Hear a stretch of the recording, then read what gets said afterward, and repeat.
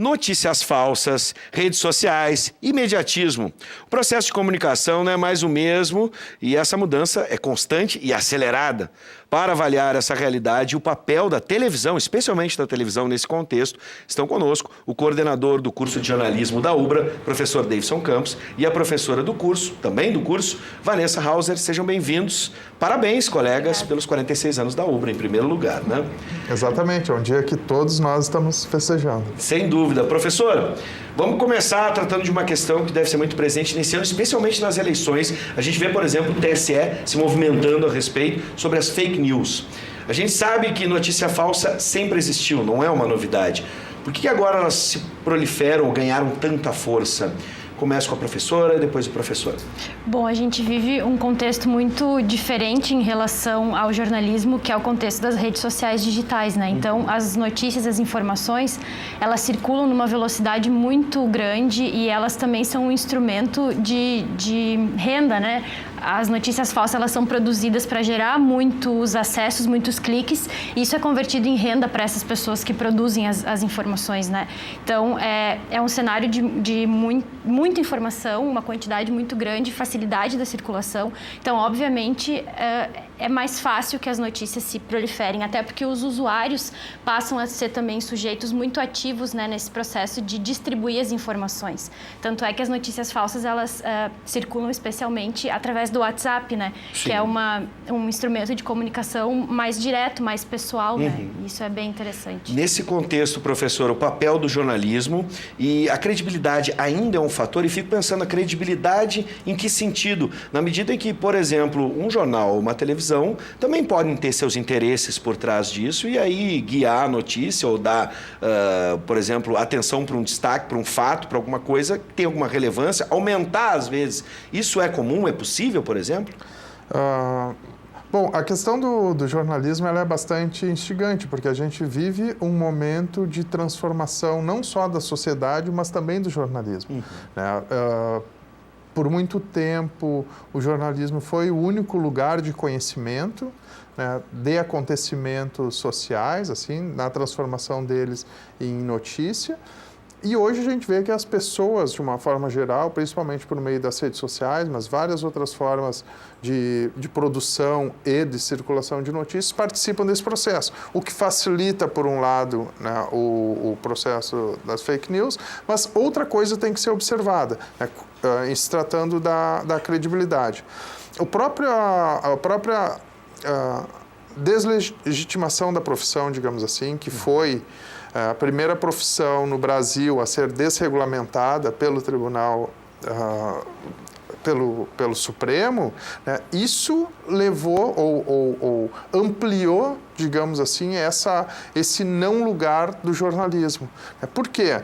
Porque a base da credibilidade das empresas jornalísticas sempre foi a promessa de que pessoas, né, preparadas para a produção de notícia, estavam produzindo as informações que circulavam naqueles suportes. Quando tu tem um ministro do Supremo que diz que até o cozinheiro pode, né, produzir informação, tu tem uma deslegitimação desse lugar, que é a credibilidade, que é a importância do jornalismo. Então, a gente consegue ver uma crise da profissão, né, com uma mudança social que é bastante significativa. Se por um lado isso acabou sendo um problema, por outro lado acaba sendo uma oportunidade.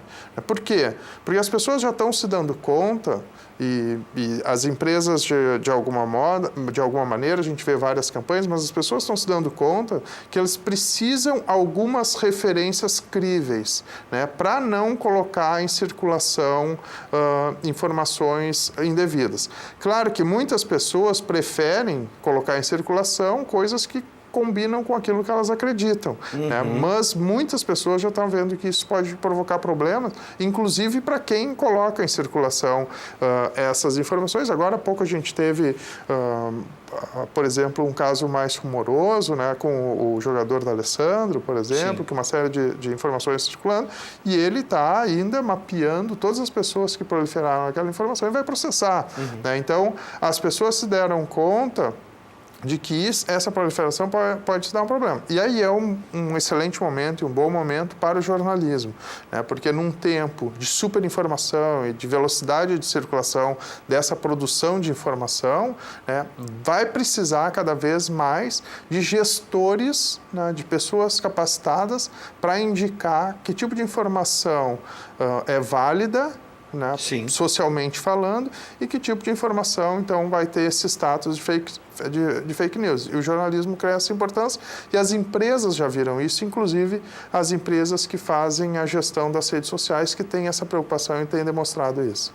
Bom, na questão da prática mesmo, com a internet, as redes sociais, mídias tradicionais como a televisão, ou até mesmo o rádio, o jornal, tiveram que se reinventar de certa forma, ou não, é isso que a gente vai saber agora. É possível apontar que houve uma certa hibridação, ou aquilo que a gente ouve crossover entre as mídias, todos esses termos que surgiram, se isso hoje altera na formação, né, nos alunos que temos aqui, alunos de vocês no curso de jornalismo e comunicação aqui da UBRA, e também se isso interfere na qualidade da informação, porque a gente vê cada vez mais o jornalista desempenhando várias funções, até mesmo eu trabalho na rádio, mas desenvolvo vídeo, desenvolvo texto, enfim. A internet ela facilitou muito, né, essa convergência dos conteúdos, mas também fez com que o público passasse a circular por diferentes plataformas ao mesmo tempo. Então, no momento que a pessoa está assistindo a TV, ela também está no celular, na rede social, ela está ouvindo rádio, ela está consumindo conteúdos e consumindo a mídia em diferentes canais ao mesmo tempo. Então, a gente teve que aprender a produzir o conteúdo e a saber distribuir também esse conteúdo em diferentes canais, né? E isso é muito interessante, é desafiador, porque acho que ainda a gente não encontrou uma fórmula de sucesso para isso que a gente chama de jornalismo transmídia ou produção narrativas transmediáticas, porque justamente há esse fluxo de informações entre várias plataformas, aproveitando aquilo que cada uma tem de específico, né? Então, a TV tem a coisa da imagem, o rádio, a instantaneidade, as redes sociais, tem todo o apelo da interatividade com o público, e a gente vê também uma plataforma querendo aproveitar ao máximo esses recursos, apesar da sua especificidade, né? Então, a TV também tenta ser interativa na medida do possível, assim, né? Conversar com o leitor, mesmo que tecnicamente não seja tão fácil quanto é no WhatsApp ou na rede social. Sim. Mas a gente vê um diálogo muito grande entre as várias plataformas, e isso tem afetado drasticamente a formação dos alunos, né? Porque aí a gente tem que também fazer essa conversa entre as disciplinas, né? Inclusive, esse semestre a gente está com um projeto interessante de juntar a disciplina de jornalismo digital com a de rádio, justamente para desafiar os alunos a produzirem conteúdo e distribuir nesses dois canais diferentes, né? Então, sim. Mas é um desafio para a gente, com certeza. O professor passou pelo rádio, especificamente, tem uma história muito grande e bonita no rádio. Professor, eu fico pensando no rádio e na televisão. E em determinado momento se disse, olha, com a internet agora morreu o rádio. Aí vieram os aplicativos, enfim. Com a televisão agora, com o YouTube, morreu a televisão. Como é que a gente pode enxergar esses dois potentes veículos nessa era digital das redes e da internet? Claro. A gente conversava vindo para cá, eu e a Vanessa, é uma coisa que a gente às vezes tem que se dar conta, que quando a gente está falando de internet, a gente não está falando da totalidade da população, né? Hoje no Brasil, você tem números que mostram que em torno de 45% da população tem acesso regular à internet. Dentro desses 45%, muitas das pessoas é para o telefone, então usa principalmente redes sociais. Tá? Então, num cenário em que a população não está totalmente inserida dentro do digital, né, os veículos tradicionais continuam cumprindo um papel muito importante. Tanto a TV como o rádio, em termos de penetração, as pesquisas continuam mostrando que são veículos líderes, e mesmo os números de audiência e mesmo de investimento publicitário demonstram esse lugar desses veículos. Então, eu entendo que eles continuam cumprindo um papel determinante na nossa sociedade, né, e na vida das pessoas de uma maneira geral, tanto o rádio quanto a televisão. Claro que a internet afetou um pouco a maneira como esses conteúdos são produzidos e em todas as áreas, não só o jornalístico, né, mas também os de entretenimento, os esportivos, né, também jornalísticos, de uma forma bastante profunda, né, principalmente possibilitando um contato e um controle mais imediato daquilo que está sendo produzido, por um lado, e do resultado daquilo que é produzido. Mas eu acredito e sempre acreditei que para o jornalismo, né, o suporte tem que sempre ser não tem que ser a preocupação, né? Porque a preocupação do jornalista tem que ser de produzir a informação com qualidade e com credibilidade, sabe? A questão do suporte é mais uma questão de linguagem. Como tu vai contar isso? Como tu vai reportar isso para as pessoas? Então, quando a gente pensou o curso, o currículo do curso, foi um trabalho bonito feito pelo conjunto de professores. A gente trabalhou quase um ano permanentemente elaborando o nosso novo currículo, né? A gente partiu dessa certeza que o jornalismo está no jornalista. Não está nos suportes. E se a gente entende que o jornalismo está na pessoa, no olhar, como tu vai construir o teu olhar para contar o mundo, né, a questão do suporte se torna menos importante, né, mas o domínio da linguagem desses suportes é uma coisa importante. Então, aquilo que eu costumo dizer em sala de aula, tu deve ter ouvido bastante, né, a receita nós não entendemos, mas os ingredientes nós entendemos e mostramos bem, né? E os ingredientes é a construção desse olhar do jornalista, né? E dominar minimamente as diferentes linguagens para que aí eu possa transformar aquela informação que eu tenho e que eu sei transformar num acontecimento jornalístico, né, em notícia de TV ou de rádio ou de jornal. Essa convergência é inata ao jornalista, né? O que o jornalista tem que saber é reportar. Como ele vai fazer isso, ou por qual canal, bom, isso é uma segunda coisa a ser pensada. Lembro bem da receita do bolo. Agora vamos falar do bolo específico que a gente vende aqui na televisão.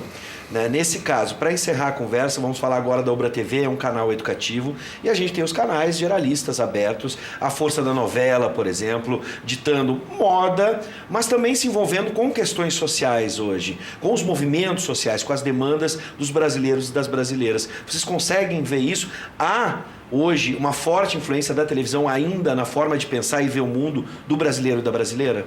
Eu acho que sim, como o Davidson estava falando antes, a gente não pode pensar a mídia só pelo ponto de vista da novidade, né? A gente vive várias mídias ao mesmo tempo. A TV, o rádio, o jornal impresso ainda é acessado por uma parcela grande da população. E a mídia sempre teve um papel muito importante, principalmente a televisão, na formação da identidade das pessoas, no modo como elas produzem sentido sobre o mundo, né? O jornalismo da TV geralmente é o primeiro que mostra para as pessoas aquilo que aconteceu, né? E mostra para as pessoas o que está se passando no mundo. Então, todas as decisões políticas, o modo das pessoas estarem no mundo também passa muito por aquilo que é transmitido na TV, né? Então, eu sempre saliento, assim, essa ideia de que a gente precisa ter uma responsabilidade muito grande com o que é mostrado, até do ponto de vista do entretenimento também, né? De trazer um discurso mais plural e mais representativo, mas também do ponto de vista do jornalismo, né? Por isso, eu reforço o que o Davidson disse, né? A importância do jornalista ter o diploma, porque essa formação ética de responsabilidade sobre a informação, ela é uma coisa muito discutida no ambiente da universidade, né? Então, uma das perspectivas que a gente tem aqui é de que o jornalista, de certa forma, também é um educador, porque ajuda a repassar representações, discursos que estão sendo vinculados. Dá para a gente imaginar isso? Essa responsabilidade que temos na formação? Exatamente. É uma coisa que ficou em segundo plano no debate sobre o lugar do jornalismo, né? E o jornalismo, ele cumpre um papel hoje tão importante quanto a escola. Se a gente pensar que as crianças, em idade muito, muito jovem, né, estão, assim, passam às vezes mais horas ligados a diferentes mídias, seja a televisão, seja os jogos, né, ou seja, outros tipos de mídia, efetivamente, do que na relação com a família.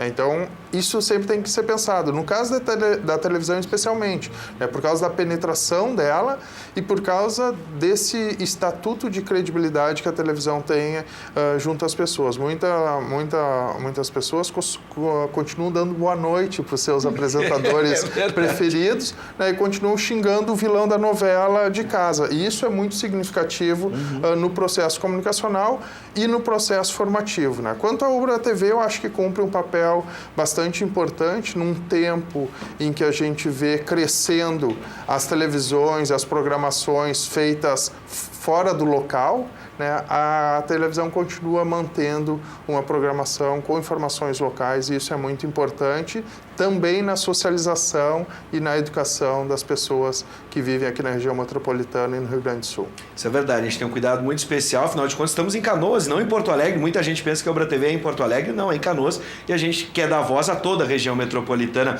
Professor Davidson, sempre é um prazer encontrá-lo. Professora Vanessa, da mesma forma, sejam sempre bem-vindos e a gente se encontra aqui nos corredores da Ubra. Mais uma vez, parabéns pela data. Obrigada, igualmente. Sejam sempre bem-vindos.